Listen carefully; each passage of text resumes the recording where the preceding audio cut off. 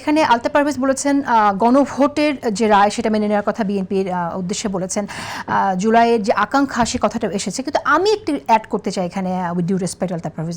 সেটা হচ্ছে যে জুলাই সনদে যে আলোচনা হয়েছে, গণভোট যেটার ভিত্তিতে হয়েছে, সেখানে জুলাইয়ের আকাঙ্ক্ষা পুরোপুরি এখানে প্রতিফলিত হয়নি। কারণ নারী পুরুষের যে বৈষম্য এখানে আছে, সেই বৈষম্য এই জুলাই সনদ ধারণ করে বসে আছে। তো সেই জায়গা থেকে সেখানে আপনাদের নির্বাচনে আপনাদের একটি প্রার্থীও নাই, আপনারা সেই জুলাই সনদকে মাথায় নিয়ে আপনারা নির্বাচন করেছেন, একটি প্রার্থীও আপনাদের নেই। আপনারা কি সেই বৈষম্য মুক্তি জুলাইয়ের আকাঙ্ক্ষার যে মূল চেতনা সেই জায়গাটাকে আসলে ধারণ করবেন? আপনারা কি দয়া করে যে আলোচনা যেটা হবে কমিটি হয়েছে সেখানে কি আপনারা তুলে ধরবেন আমাদের এই? অফকোর্স দেখেন, আমরা সেটা ধারণ করব বলেই আমরা সেখানে সাইন করেছি।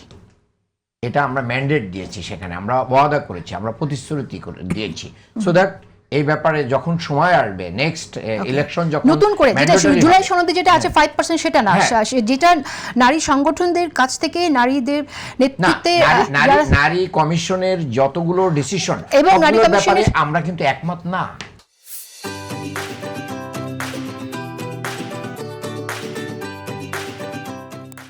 এ ব্যাপারে আমাদের ক্লিয়ার স্ট্যান্ড কিন্তু সব সময় ছিল। না, আপনারা তো গালিগালাজি করেছেন আপনাদের সাথে নেতারা। আমরা করি না, এটা সবকিছু আরেকবার আমাদের পরে চাবলাই দিয়া, এটা কিন্তু ঠিক না। আমরা যেটা না বলেছি সেটা যৌক্তিকভাবে না বলেছি, সেটার পিছনে আমরা যুক্তি দিয়েছি, আমরা কোরআন এবং হাদিসের রেফারেন্স দিয়েছি, দিয়ে আমরা সেখানে ভিন্নমত পোষণ করেছি। আপনার একটা মতকে আমি গ্রহণ করি নাই অর্থ এই না যে আমি আপনাকে রেসপেক্ট করি না, আপনার অন্যগুলোকে আমি তো রেসপেক্ট করি। কোন মতকে গ্রহণ করছেন না সেটা গুরুত্বপূর্ণ, শেষ করে দিতে হবে। আমার কাছে একদমই সময় নেই।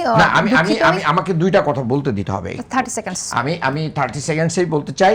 সেটা হচ্ছে, ভাই বলেছেন যে আন্দোলনের যখন সূচনা হয়েছিল আওয়ামী লীগ এবং আইনমন্ত্রী আইনশৃঙ্খলা তাদেরকে মূলত তাদের উদ্দেশ্য ছিল এরকম একটা আন্দোলন ঘটিয়ে সবাইকে ইনভলভ করে নির্বিচারে বিরোধী দলকে আবার আইন আদালত কেস মামলা হামলা দিয়ে একবারে কি করে রাখা।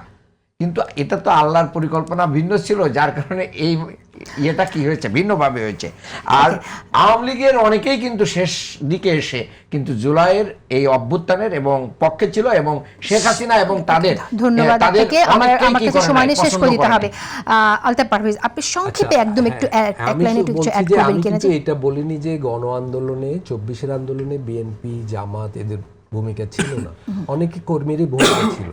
অনেক এই দুই দলের বা অন্তত এক দলের অনেক কর্মী ছাত্রলীগে গুপ্ত আকারেও ছিল।